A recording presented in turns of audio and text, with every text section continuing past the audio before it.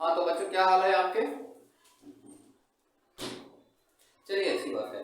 आज की क्लास में बायो का क्लास लेने जा रहे हैं और बायो में मैंने इससे पहले 2 क्लासेस लिए थे और जिसमें मैंने आपको रिप्रोडक्शन इन ऑर्गेनिक के बारे में मैंने बताया था और मैंने बताया था कि ये 2 तरह के होते हैं। पहला अलैंगिक जनन और दूसरा था लैंगिक जनन। अलैंगिक जनन के बारे में मैंने बताया था कि अलैंगिक जनन क्या है। इसमें एक जनक होते हैं जो कई विधियों से यानी कई तरीकों से जैसे अपने संतति का निर्माण करते हैं। तो इसकी मैंने 2 क्लासेस आपको इससे पहले ली थी और अगली क्लास में जैसे इसकी दूसरी प्रकार है लैंगिक जनन, इसके बारे में मैं आपको क्लास लेने जा रहा हूँ, तो कृपया आप लोग ध्यान देंगे। तो यहाँ पे सबसे पहले जानते हैं कि ये लैंगिक जनन और सेक्सुअल रिप्रोडक्शन क्या है। इसमें जो होते हैं यह बाई पेरेंट्स होते हैं। इसमें 2 जनक भाग लेते हैं, एक मेल होता है दूसरा फीमेल होती है और ये दोनों मिलकर सबसे पहले दोनों जैसे अपने अपने युग्मक का निर्माण करेंगे, फिर दोनों का ट्रांसफर एक दूसरे के पास होता है। फिर क्या होता है, जब दोनों युग्मक मिलते हैं तो निषेचन होता है और निषेचन के बाद युग्मनज का जन्म होता है। जब युग्मनज बनते हैं तो ये युग्मनज आगे क्या करते हैं, तो भ्रूण का निर्माण करते हैं और भ्रूण जो है वह जीव का निर्माण करते हैं। तो यही सारा प्रोसेस है इसके अंदर। चलिए इसको हम थोड़ा सा देखते हैं। सबसे पहले कि यहाँ पे आप सेक्सुअल रिप्रोडक्शन दे सकते हैं और इसमें सबसे पहला काम जो होता है युग्मक का निर्माण होना होता है। और युग्मक का निर्माण जैसे क्या कहते हैं, दोनों को करना पड़ता है, मेल को भी करना पड़ता है और फीमेल को भी करना पड़ता है। और जब दो युग्मक बन जाते हैं, एक मेल एक फीमेल बन जाते हैं, तो फिर दोनों का संलयन कराई जाती है। और जब दोनों का संलयन अर्थात निषेचन होगा, जब दोनों मिलेगा तो निषेचन के बाद क्या होता है, वो युग्मनज बन जाती है। और यह युग्मनज जो है आपको भ्रूण का निर्माण करेगा और भ्रूण जो है क्या करता है, वो जीव का निर्माण करता है। तो मोटा मोटी आपको इसमें यही पढ़ना है, ठीक है। अब थोड़ा सा हम इसको और देखते हैं और डिटेल में। तो सबसे पहले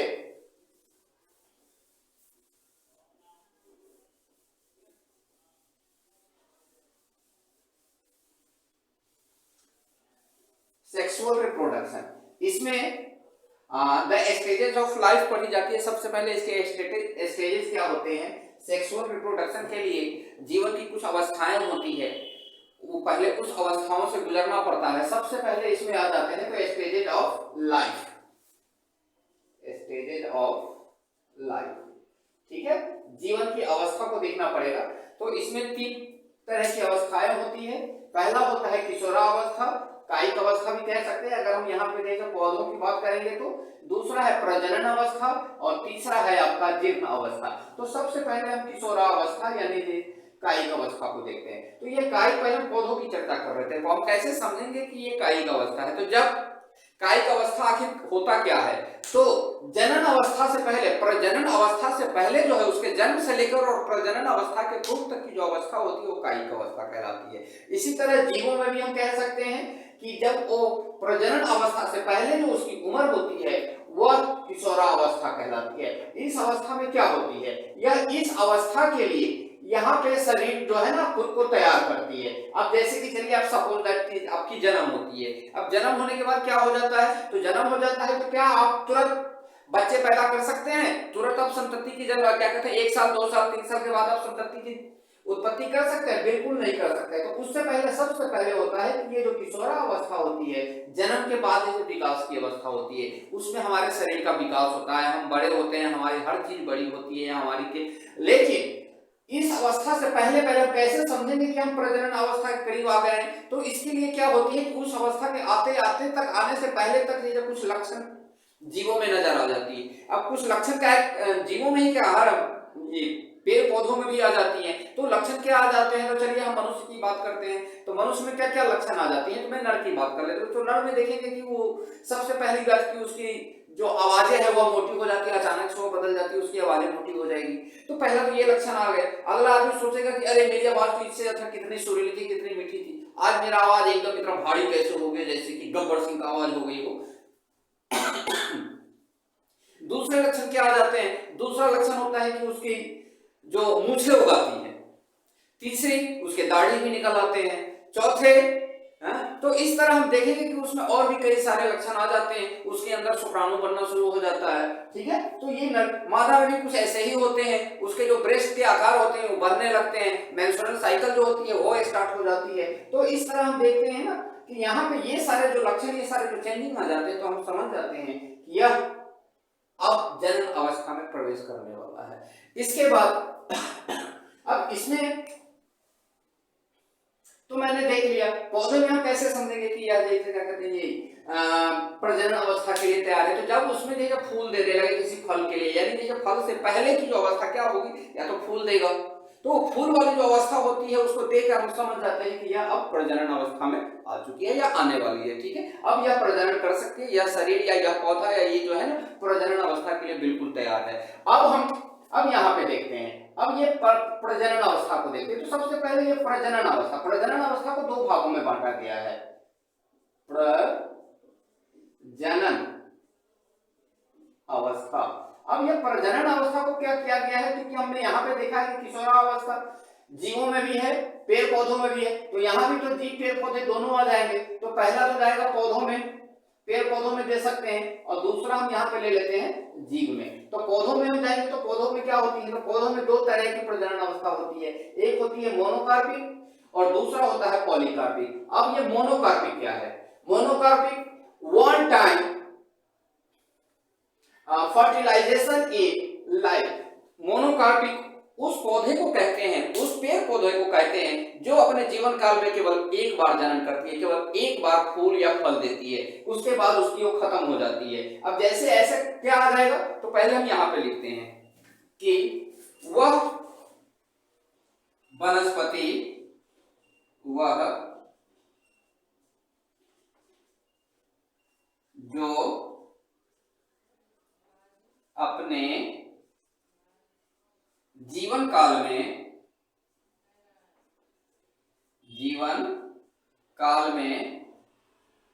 केवल एक बार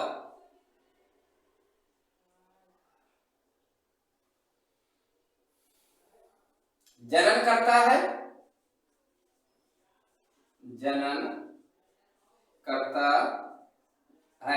क्या कहलाएगा, मोनोकार्पिक कहलाते हैं, मोनोकार्पिक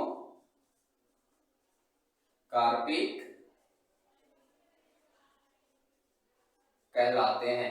अब ये एक बार जनन करने वाला, एक बार फल या एक बार फूल देने वाला कौन कौन से जैसे पौधे होंगे, तो सबसे पहले हम ले लेते हैं बांस। बांस अपने जीवन काल में एक बार देती है, और इसकी लाइफ क्या हो जाती है, यह कब फूल देती है, तो यह 50 साल से 100 साल के बीच में देती है। और ये बहुत कम लोग ही देख पाते हैं, क्योंकि 50 साल से 100 साल तक शायद ही कोई देख पाए, तो यह बहुत ही रेयर होता है, बहुत दुर्लभ होती है। दूसरा क्या आ जाएगा हमारा, हम लोग चावल खाते हैं, धान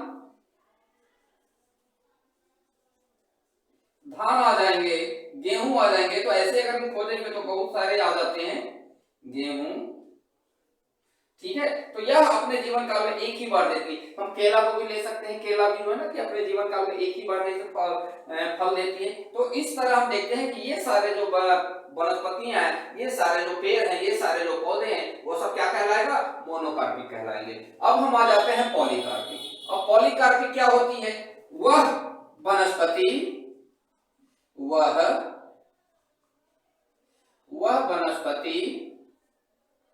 जो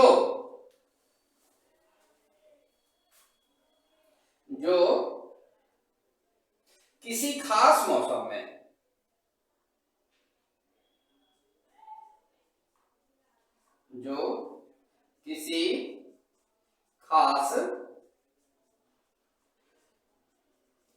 मौसम में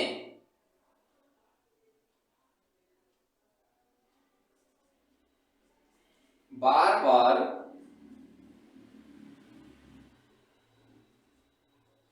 फल या फूल दे, क्या कहलाएगा, पॉलीकार्पिक कहलाएगा।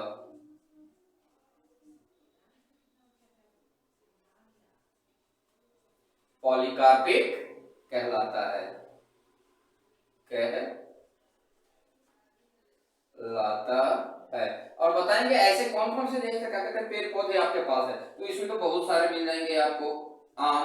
आम की भी एक समय आती है, एक मौसम आती है, और हर साल उसी टाइम में जैसे आम अपने फल देती है। लीची, और क्या आ जाएगा, अंगूर, ऑरेंज। तो ऐसे बहुत सारे फल आपको मिल जाएंगे जो हर साल यानी सीजनेबल होती है, यानी सीजन के अनुसार देती है। इसीलिए इसको आप देखते हैं सीजनल कहा जाता है। सीजनल प्लांट भी हम बोल सकते हैं, PLAN। ठीक है, तो यहां तक कोई दिक्कत पौधों में इन प्लांट। तो यहाँ पे आपको ये समझ में आ गया प्रजनन की जो अवस्थाएं हैं वह पौधों में कैसे होती है। अब हम आ जाते हैं प्रजनन इसी अवस्था को लेकर, अब हम जाते हैं जीवों में। तो इसमें भी देखिए क्या कहते हैं, इसको भी दो भागों में बांटा गया है, एक है मध्य चक्र, एक है रज चक्र। अब ये मध्य चक्र क्या है और रज चक्र क्या है, तो यहाँ पे आ जाते हैं प्राइमेटिक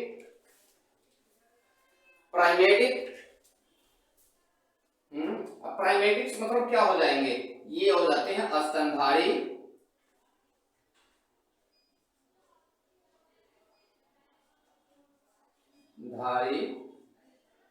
मादाएं। अब ये स्तनधारी मादाएं, ठीक है, ये भी तो स्तनधारी मादा के लिए टोटल जो है ना, ये स्तनधारियों के लिए है। अब प्राइमेटिक्स का मतलब होता है जो जीव जो मनुष्य की तरह, जो मनुष्य की तरह दिखे, क्या कहलाएगी, प्राइमेटिक्स कहलाएगी। दिखे, जैसे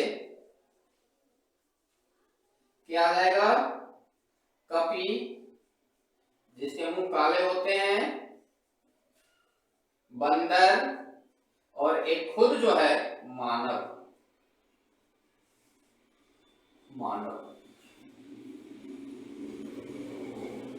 और ये है कि जो मनुष्य की तरह ना दिखे वह जीव जो मनुष्य की तरह ना दिखे, नॉन प्राइमेटिक्स कहलाएगी। अब इसमें क्या हो जाएगा, कुत्ता, हाथी, गाय, बैल, ऐसे बहुत सारे जानवर आपको आ जाएंगे, ETC आप कर सकते हैं इत्यादि। ठीक है, अब इसमें क्या होता है, ये मध्य चक्र क्या है, तो ये मध्य चक्र जो होती है यह, इसको हम सीजनल भी बोल सकते हैं। ठीक है, और इसके अंदर क्या होता है कि किसी खास सीजन में, किसी खास मौसम में, या इसके जो हार्मोन है उसमें जैसे क्या कहते हैं कुछ हलचल होती है, और उस हार्मोन में हलचल होने की वजह से, उस हार्मोन में परिवर्तन होने की वजह से उस सीजन में यह अपने विपरीत लिंग वाले को आकर्षित करने की कोशिश करती है, और उसके बाद क्या होता है, उसको हम जैसे हीटिंग प्रोसेस करते हैं, और वह किसी खास समय में ही जैसे क्या कहते हैं यह संतति को जन्म देती है। चाहे कुत्ता हो, हाथी हो, गाय हो, बैल हो, इस सब का जो है ना कि एक सीजन होता है, यह सीजन के अनुसार ही देती है, तो इसीलिए हम इसको सीजनल भी कह सकते हैं। ठीक है, लेकिन इसकी जो ये जो साइकिल है, जो मध्य चक्र है, ये जो चक्र है, यह किसी खास मौसम में, यह हमेशा नहीं चलने वाली है। यह किसी खास मौसम में ही इसकी जनन तंत्रों में जैसे हार्मोन रिलीज होती है, और उस हार्मोन का रिलीज होने की वजह से इसमें बहुत सारी चेंजिंगें आती है, और यह चेंजिंग जो होता है किसी खास समय में ही होती है, चाहे वो ठंड का हो, या फिर अक्टूबर नवंबर का हो, या फिर कोई हर जानवरों के लिए अपना अपना एक होती है। इसी तरह हम आ जाते हैं अब यहाँ पे प्राइमेटिक्स में। यहाँ पे भी जो होता है ना कि एक रज चक्र बनी हुई रहती है, और इसके लिए जो होती है ना ये 12 महीना, यानी जैसे क्या कहते हैं ये किसी भी मंथ में हो सकते हैं। इसके लिए ऐसी नहीं है कि किसी खास समय में, किसी खास मंथ में ही ऐसी होगी, क्योंकि यहाँ पे जो है ना इसकी ये 12 साइकिल रहते हैं, और ये किसी भी मंथ में यहाँ से जो है इसकी अंडाणु जब ये जैसे रिलीज होती है, अगर इस दौरान अगर यहाँ पे जैसे क्या कहते हैं निषेचन हो जाती है, तो फिर उसी समय से जो है ना इसका प्रोसेस शुरू हो जाती है और ये एक लंबी प्रोसेस होती है और इस प्रोसेस में जैसे क्या कहते हैं वो जीवों के जन्म लेने में लगभग 9 महीना, 10 महीना, 8 महीने, 6 महीने, सबका एक अपना अपना होता है जो जैसा होती है उसके आधार पर। तो ये जो है ना ये कभी भी हो सकता है, जनवरी में, फरवरी में, मार्च में, लेकिन ये जब भी ये निषेचन होगा, जब भी इन लोगों का संलयन होगा तो उसके बाद से जो है ना किसकी टाइम पीरियड प्रोसेसिंग शुरू होती है। ठीक है, तो यहाँ तक आप लोगों को रलचक, हालांकि इसके बारे में आपको अगले क्लास में जो है यानी चैप्टर नंबर 3 में डिटेल से पढ़ाए जाएंगे, तो आप लोग इसको नोट कर सकते हैं, फिर हम इसके आगे बढ़ते हैं। ठीक,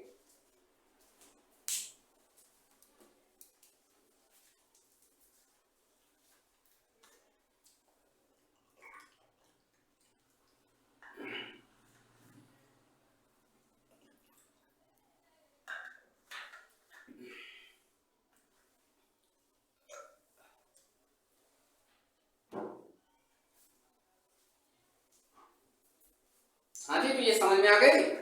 चलिए अब हम आ जाते हैं, तो यहाँ पे हमने देखा किशोरावस्था क्या है, प्रजनन अवस्था क्या है, अब आ जाता है हमारा जीर्ण अवस्था। अब जीर्ण अवस्था यहाँ पे मैंने बताया था कि किशोरावस्था उस अवस्था को कहते हैं जब वह अवस्था होती है जो जन्म से लेकर और प्रजनन अवस्था के पहले तक होती है। क्या कहलाएगी? किशोरावस्था या पिकायिक अवस्था कहते हैं। इस अवस्था में हमने बताया था कि शरीर क्या होता है, खुद को जैसे तैयार करता है अगले स्टेज के लिए। सपोज दैट कि कोई अभी एक बच्चा छोटा सा जन्म लिया, अब ये छोटा सा बच्चा जैसे मुश्किल से ये महीना दिन का है, अब ये महीना दिन का बच्चा क्या कर सकता है? कुछ नहीं कर सकता है। तो धीरे धीरे समय के अनुरूप उसका शरीर जो है ना कि यहाँ के वातावरण के अनुरूप, यहाँ के माहौल के अनुरूप अपने आप को विकास करता जाएगा और उस माहौल में ढलते जाएगा। और जब एक समय आ जाती है वह जैसे क्या कहते हैं चलने लगता है, खेलने लगता है, कूदने लगता है, इस तरह उसका विकास होता रहता है। लेकिन ये प्रजनन अवस्था से पहले तक उसके शरीर मोटे हो जाते हैं, उसके साइज बड़े हो जाते हैं, उसके जैसे दाढ़ी मूछें आ जाती है, उसमें बहुत सारे परिवर्तन आ जाते हैं। ठीक ना, तो इस अवस्था में हमने इसी चीज को करा। हालांकि अभी हम लोग जैसे क्या कहते हैं अपने जीवन को 4 अवस्था मानते हैं, बचपन,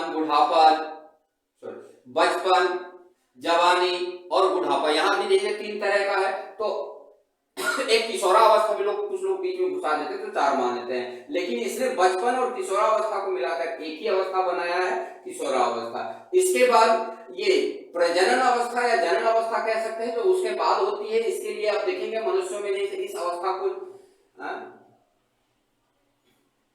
को प्रारंभ करने के लिए जैसे शादियां कराई जाती है, उसके बाद आ जाती है हमारा जीर्ण अवस्था जिसको हम वृद्धावस्था कहते हैं। तो ना तो हम इस अवस्था की चीजें या तो हम इस अवस्था में कर सकते हैं और ना ही इस अवस्था में। यानी इस अवस्था में क्या होता है कि हमारी शरीर तैयार होती है, फिर हम इस अवस्था को झेलते हैं। जब ये अवस्था गुजर जाती है तो फिर हम जैसे बुढ़े हो जाते हैं, हम उस लायक नहीं होते हैं कि फिर हम प्रजनन कर सके या फिर किसी संतति की उत्पत्ति कर सकते हैं। और जीर्ण अवस्था के बाद क्या हो जाती है कि हमारी मृत्यु हो जाती है।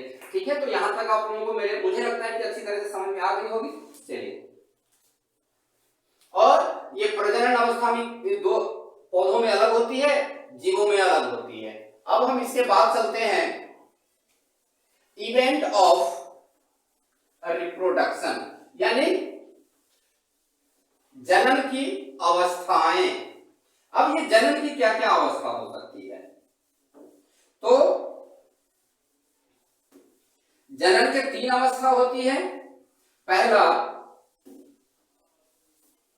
निषेचन पूर्व अवस्था, निषेचन की अवस्था और निषेचन पश्चात अवस्था।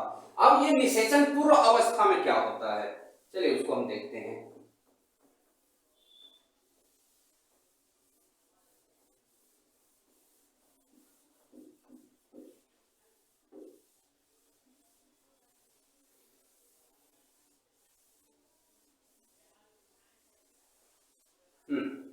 अब यहां पे आप देख सकते हैं इवेंट ऑफ रिप्रोडक्शन, इवेंट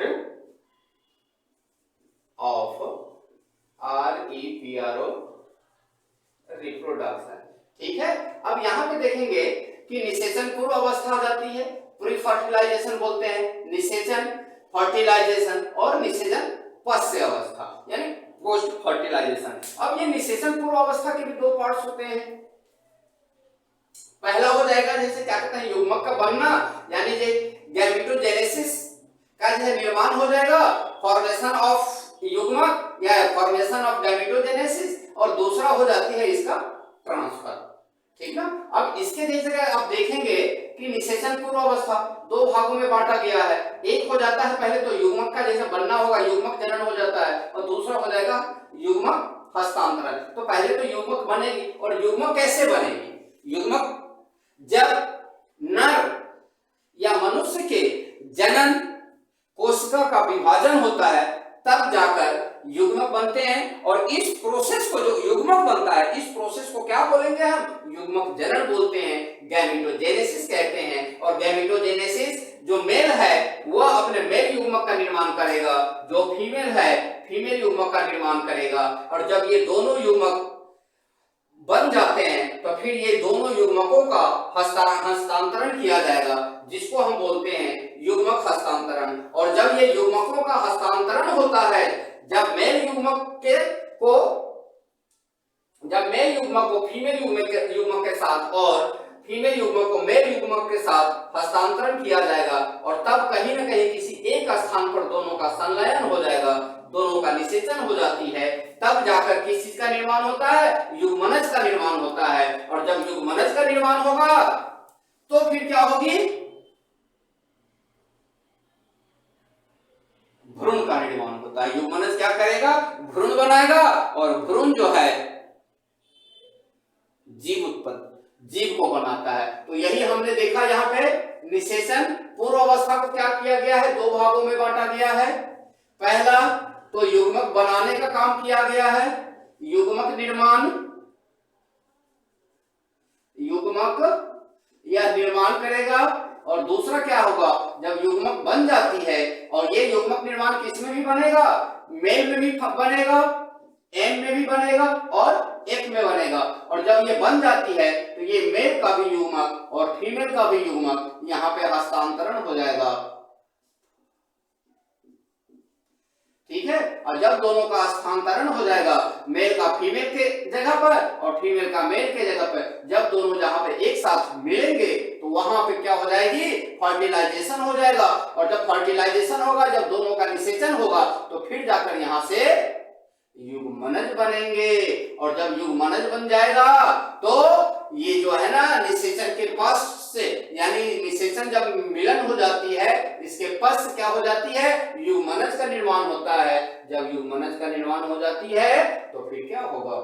भ्रूण का निर्माण होगा। और भ्रूण के निर्माण होने के बाद फिर जीव का उत्पत्ति होती है, और युग्मक क्या कहते हैं? भ्रूण जो है वह जीव बनाता है। तो इस तरह आपने देखा कि कैसे सेक्सुअल रिप्रोडक्शन काम करता है। इसके आगे की क्लास मैं आपको अगली क्लास में बताऊंगा। ठीक है, तब तक के लिए टाटा, बाय बाय, जय हिंद।